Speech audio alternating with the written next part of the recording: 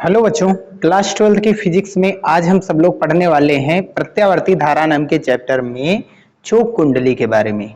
Most important topic है, 2 number का परीक्षा में पूछा जाता है।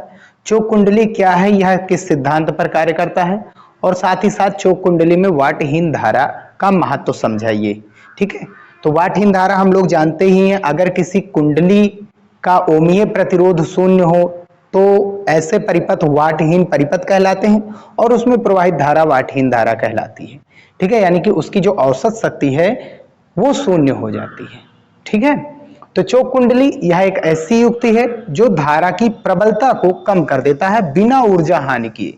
ऊर्जा का हानि नहीं करेगा और धारा की जो प्रबलता है, प्रबल धारा को निर्बल कर देता है, यानी कि धारा के प्रवाह को कम कर देता है, धीमा कर देता है। ठीक है, कुंडली ही होती है। तो यह एक आरएल, बेसिक सी बात है, यह एक आरएल परिपथ होता है। तो एक इसमें नर्म लोहे की क्रोड होती है ऐसे। ठीक है, लाइन सीधी के लिए ले रहे हैं। नर्म लोहे की क्रोड होती है, हमने बेलनाकार ली है, और इसमें फेरे चढ़ाए जाते हैं। क्या चढ़ाए जाते हैं? फेरे तार के। कौन से तार? कॉपर के तार के।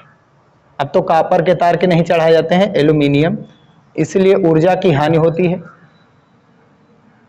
ऐसे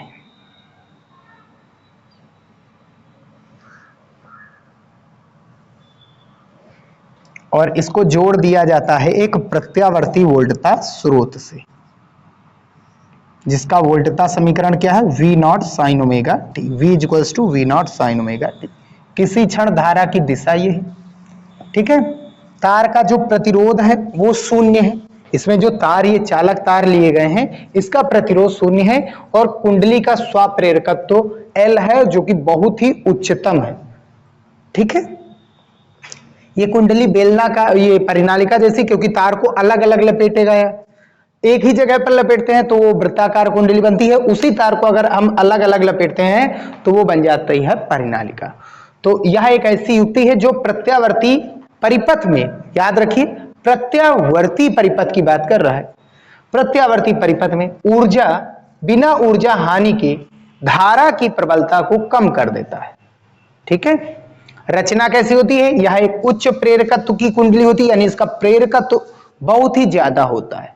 ठीक है, जो एक तांबे की तार को बहुत से फेरों में लोहे की पटलित क्रोड पर लपेट कर बनाया जाता है।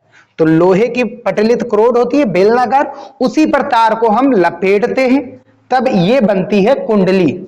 इसे चोक कुंडली क्यों कहा जाता है, अभी आगे हम समझेंगे। और इसका प्रेरकत्व बहुत ही उच्च होता है। हम जानते हैं कुंडली का अपना एक प्रतिरोध होता है, जिसे कहा जाता है कुंडली का प्रतिघात, या फिर कुंडली का प्रतिरोध, प्रेरण प्रतिघात के नाम से जानते हैं। तो ये बहुत ही उच्च होता है इसका प्रतिरोध। ठीक है, इस कुंडली का स्वप्रेरकत्व अधिकतम, यानी प्रेरकत्व या स्वप्रेरकत्व अधिकतम हुआ, ओमीय प्रतिरोध लगभग शून्य होता है। ओमीय प्रतिरोध का मतलब ये जो तार लगाए गए हैं, ये चालक तार, इनके प्रतिरोध हमेशा शून्य होते हैं। ठीक है, यह एक आरएल परिपथ होता है। क्या होता है? आरएल परिपथ होता है। तो इसमें हम सिद्धांत के रूप में और क्रियाविधि के रूप में वो भी चीज हम देखेंगे, सिद्धांत के बाद में देखेंगे। पहले हम कार्यविधि देखते हैं कैसे क्या होता है। कार्यविधि में डेरिवेशन करने वाले हैं। शक्ति गुणांक का फार्मूला हम लोग जानते ही हैं। शक्ति गुणांक cos फाई से लिखा जाता है। फाई होता है कालांतर, R अपान जेड के इक्वल होता है। आरएल परिपथ है ना, जेड है कुल प्रतिबाधा, इस धारा के मार्ग में आई कुल रुकावट। ठीक है, क्योंकि ओमीय प्रतिरोध शून्य है, नगण्य है। ओमीय प्रतिरोध जो कि होता है R, ये क्या है? नगण्य है। नगण्य मतलब बहुत ही छोटा, बहुत ही कम है, लगभग शून्य है। तो cos फाई बराबर क्या हो जाएगा? 0 बटा जेड बराबर 0, और cos फाई बराबर 0 किसकी वैल्यू होती? cos 0 अंश की वैल्यू होती है 0। कितने अंश की वैल्यू होती है? cos 0 किसकी वैल्यू होती है? पाई की वैल्यू होती है, पाई बाई 2 की वैल्यू होती है, 90 अंश की वैल्यू होती है ना। तुलना कराएंगे तो फाई की वैल्यू हमें कितने मिल जाएगी? पाई बाई 2, यानी कि इसमें कालांतर पाई बाई 2 देखने को मिलता है। और साथ ही साथ cos फाई की जो वैल्यू है वो यहाँ पर 0 हो देखने को मिलती है। तो शक्ति 6 कितनी हो जाएगी? औसत शक्ति या शक्ति 6 क्या होती है? हमने बताया था, इसका डेरिवेशन भी करवाया था। क्या होता है? पी एवरेज बराबर V R M S I R M S और इनटू में cos फाई। cos फाई होता है शक्ति गुणांक, यही। और cos फाई की वैल्यू क्या हो गई है? देखो 0 हो गई है। तो V R M S I R M S और cos फाई की वैल्यू क्या है? 0। तो पी एवरेज क्या हो गया हमारा? 0, यानी औसत शक्ति कितनी है? शक्ति कितने वाट है? शक्ति 6 जो है, शक्ति 6 जो है वो कितनी वाट है? 0 वाट है। 0 वाट यानी कि शक्ति 6 हो ही नहीं रही है, वाट कुछ आ ही नहीं रहा है, तो इसलिए क्या कहा जाता है? वाटहीन इसे कहा जाता है। ठीक है, वाटहीन है ये। कौन? कुंडली। तो ये जो कुंडली है इसमें वाट है ही नहीं, शक्ति है ही नहीं, शक्ति 6 होती ही नहीं है। अगर शक्ति 6 नहीं हुई तो धारा जो कार्य करने वाली है ऊर्जा की हानि नहीं करेगा। अगर शक्ति 6 शून्य है, शक्ति 6 मतलब धारा कार्य कितना कर रही है कुंडली पर? कुछ हो ही नहीं रहा, कुछ कार्य नहीं कर रहा है। कार्य करती तो ऊर्जा की हानि होती, ऊर्जा की हानि होती तो शक्ति 6 होती, ताकत कम पड़ती उसकी।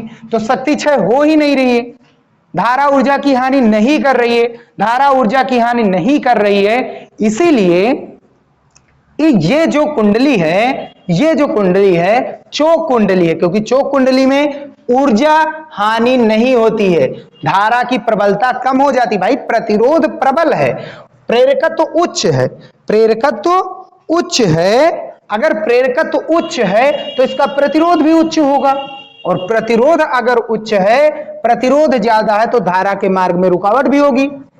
धारा के मार्ग में रुकावट तो उत्पन्न हो रही है, लेकिन शक्ति 6 क्या हो रही है? कुछ हो ही नहीं रहा, रुकावट हो रही है, धारा कम पड़ रही है, ये चीज क्लियर है, लेकिन ऊर्जा की हानि नहीं हो रही है।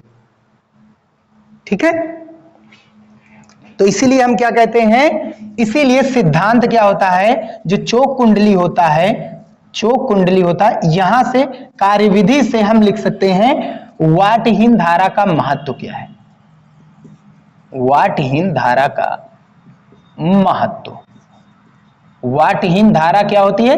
जिस परिपथ में शक्ति 6 शून्य हो या शक्ति गुणांक शून्य हो, प्रतिरोध शून्य हो, तो वो जो परिपथ होता है, वो जो कुंडली होती है, वो होती है हमारी वाटहीन परिपथ।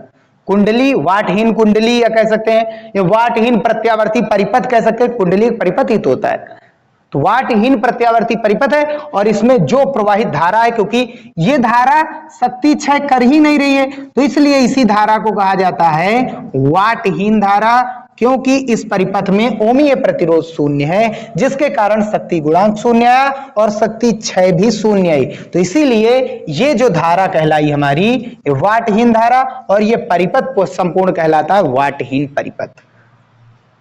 ठीक है, तो वाटहीन धारा का महत्व क्या है?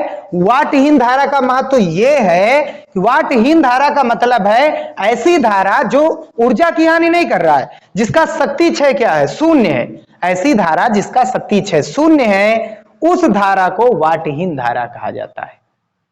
और इसका कारण क्या है? जिसका आर ओमीय प्रतिरोध शून्य हुआ। हमको और किसी से नहीं मतलब है, एक्सएल और एक्ससी से मतलब नहीं, हमको आर से मतलब है। ठीक है, किस सिद्धांत पर कार्य करता है? वाटहीन धारा के सिद्धांत पर कार्य करता है। वाटहीन धारा के सिद्धांत पर कार्य करता है। कौन? चोक कुंडली। कौन सी कुंडली? चोक कुंडली। ठीक है, बस इतना ही कंप्लीट कर रहे हैं। तो चोक कुंडली में औसत शक्ति जो है या शक्ति 6 जो है वो क्या होती है? शून्य होती है, क्योंकि शून्य लगभग शून्य होती है, क्योंकि हम लोग जानते हैं जो तार है अगर जो, तो उसका कुछ न कुछ प्रतिरोध जरूर होगा। इस तार का अपना कुछ ना कुछ प्रतिरोध जरूर होगा, लेकिन वो बहुत कम है, तो लगभग लगभग प्रतिरोध नगण्य माना गया, जिसके कारण लगभग लगभग शक्ति क्षय शून्य। कुछ प्रतिरोध होगा जिसके कारण कुछ ना कुछ ऊर्जा हानि होगी, तो वो कुछ अपवाद के रूप में आता है, नगण्य के समान माना जाता है। ठीक है, बस यही है, तो यही कंप्लीट करते हैं। अच्छा, आखिरी में लास्ट में कुछ चीजों को हम नोट में लिखा दे रहे हैं, क्योंकि बुक में भी ये चीजें दी गई हैं। तो बुक में दी गई है, प्रत्यावर्ती परिपथ में चोक कुंडली के उपयोग से ऊर्जा क्षय को पर्याप्त, चोक कुंडली के उपयोग से ऊर्जा क्षय में पर्याप्त कमी आ जाती है या हो जाती है। ठीक है, चोक कुंडली का उपयोग क्यों करते हैं? अगर किसी परिपथ में हम, कौन से परिपथ? प्रत्यावर्ती परिपथ में चोक कुंडली का प्रयोग करेंगे तो ऊर्जा की हानि जो हो रही है उसमें पर्याप्त रूप से कमी आ जाती है। ठीक है, बस यही था हमारा चोक कुंडली, इतना ही करना है। ये इसका महत्व है। वाटहीन धारा का महत्व क्या है? वाटहीन धारा का महत्व इसमें यह है कि ये बिना ऊर्जा हानि किए हुए जो प्रत्यावर्ती परिपथ है उसमें प्रवाहित धारा के मान को कम कर देता है। ठीक है, बस यही है। बस यहीं पर हम वीडियो समाप्त करते हैं। नेक्स्ट वीडियो हमारा ट्रांसफार्मर पर होने वाला है। न्यूमेरिकल्स कंप्लीट हो चुके हैं और ट्रांसफार्मर के बाद ये चैप्टर भी समाप्त हो जाएगा। मिलते हैं नेक्स्ट वीडियो में।